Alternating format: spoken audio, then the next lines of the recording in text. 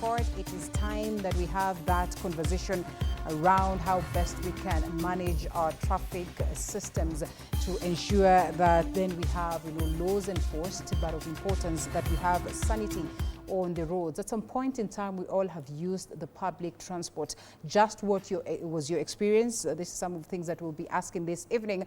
As we all share our experiences, we also want to come up with solutions that will be helpful enough to help the government, get to a point where we can enforce the law for the betterment of this particular sector. And of course, we'll be getting to that very conversation as I get to introduce my guests on the show this evening. We are delighted to as well have on these other sides, I would say Kenyans, but basically also students and persons that are constantly using the public transport sector.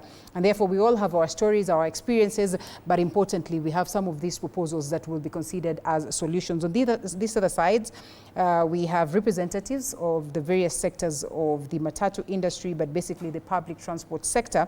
And of course, right next to me is Dixon Bogwa, the National Chairperson of Matatu Welfare Association and Secretary General, Federation of Public Transport Sector. Senior, thank you so much for coming. As well, on the other side, right next to Senior is Paul Thiongo. Paul Thiongo is the Chairperson Forward Travelers.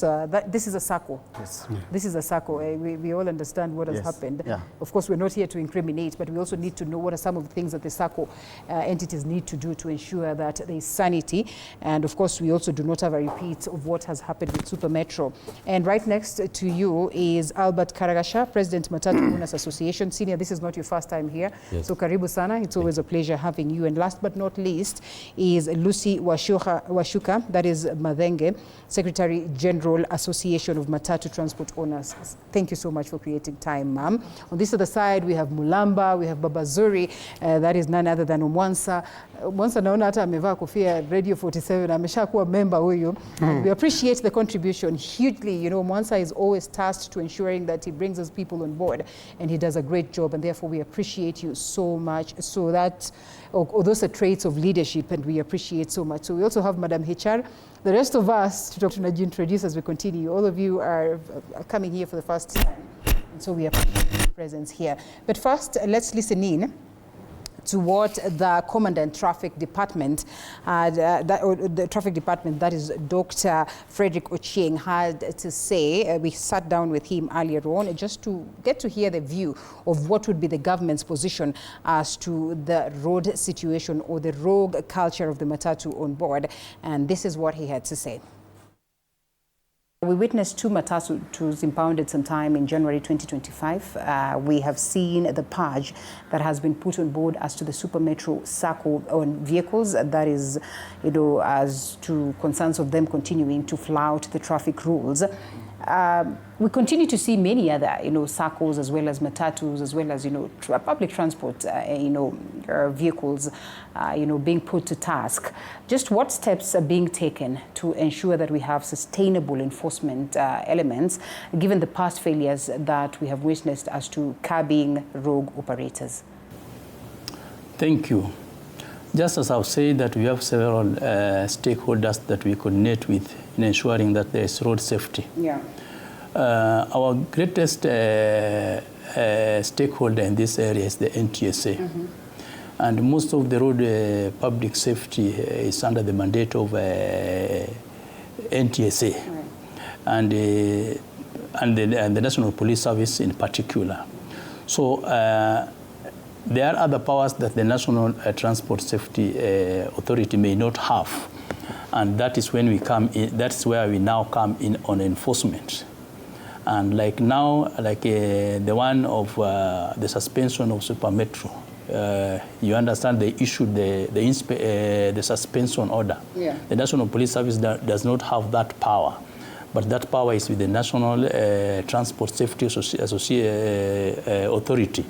But then they now collaborate with us to assist them and enforce, because the police now have power to stop, search and detain and seize.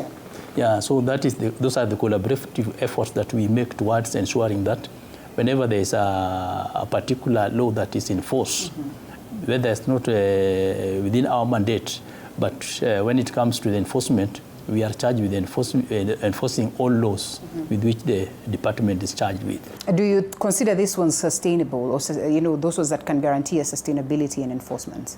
Yeah, the enforcement is always throughout. Okay. Once law is in existence, there's nothing that hampers the enforcement. It only depends with maybe if people have, if it has been implemented or people have complied. Okay. Sometimes the rate of enforcement subsides. Yes. The police sector has likely been incriminated in this. It continues to happen today, that today if you're not found with your insurance, you could just tip the police about 3,000 bob, about 1,000 bob and get away with it. How is this being addressed? Okay. Corruption has been a problem in the National Police Service. But as from the time I took over the mantle of this traffic department, we have put... That is in September sometime last year? Yeah, September last year. Okay. At least we have put some strategies in a bid to prevent or to lower the rate of corruption in the service. And sometimes we do say that corruption is two-sided. There's the giver and there's the there's the taker. Yes. So fighting corruption does not only incline on one side of the taker. There should also be other efforts on the giver. Okay. Because this is like a culture. It is like a culture. And you see, a behavior maybe grows from an environment that pertains or that gives prominence to such behaviors. The greatest thing that we need to enhance is the public sensitization. Yeah. So that members of the public get to understand that corruption is evil and it damages the integrity and it downgrades the economy. Yeah. Yes. Okay. Yeah. So the public need to understand. There is a need for public sensitization so that the public get to understand that corruption is wrong, is evil, because in most cases, even the police officers along the road, you find a situation where they have not called for that bribery, but the members of the public themselves, in fact, they tout themselves coming up and making suggestions, even for those officers who are not willing, and then they are enticed into accepting. And yes, Dr. I'm glad that you mentioned that, because then I would want to understand what is the place of research as well as education campaigns in terms of making sure that we shift that cultural attitude towards road safety. Yeah, we have made some of the research on how we can be able to control and minimize the corruption along our public roads. And even as I am talking now, I had made some proposals to the Deputy Inspector General, and we are procuring some of the equipment that may assist us along the public road to reduce this culture of corruption, so that even members of the public would be able now to give us reports on the corrupt activities that they happen to have observed along those public roads. All right, and I think from there we'll also get to listen some more as to what he said as to the situation, because then it was necessary